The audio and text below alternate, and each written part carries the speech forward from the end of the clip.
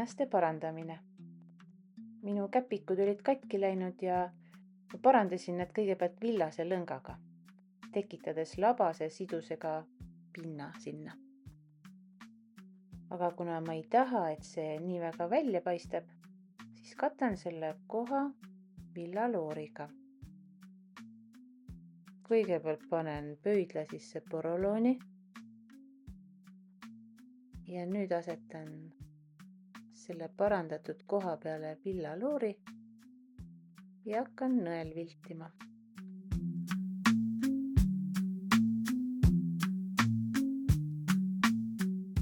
Nõel viltimise jaoks on siis spetsiaalne nõel.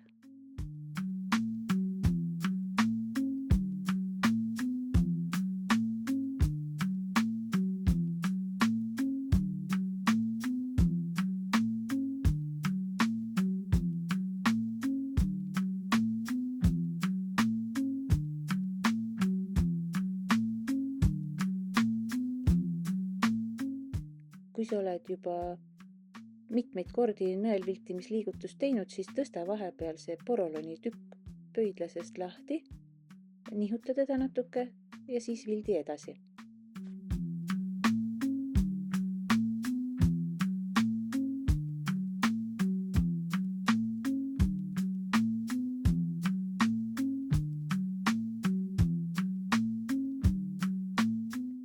Mulle tundub, et pöial on nüüd valmis.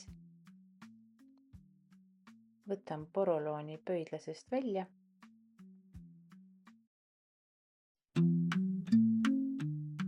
ja alustan kindla peopesa viltimisega.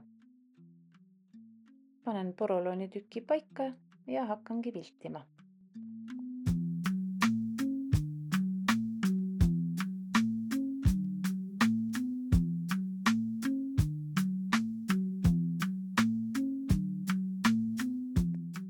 Nii nagu viltimise puhul ikka, tõsta vahepeal porolon lahti, et kinnas ei jääks porolooni külge kinni. Ja kui sa tahad villaloori juurde panna, siis tee seda. Ühe nõelaga viltimine võtab päris kaua aega, sellepärast on välja mõeldud viltimisvahend, kus on mitu nõela korraga töös. Et kui on suuremat laiku vaja viltida, võid võtta siis sellise töövahendi, kus on mitu nõela korraga töös. Kui minu arvates on halli villalooriga kõik tehtud, siis ma toon oma töösse juurde musta värvi villaloori ja vildin selle kinni sinna, kus mulle tundub, et see sobib. Kui lõngaga nõelutud koht on kõik villalooriga kaetud, siis see võibki nii jääda, aga mina soovin oma kindale teha veel ühe väikese lambakese. Nii et alustan lamba viltimisega.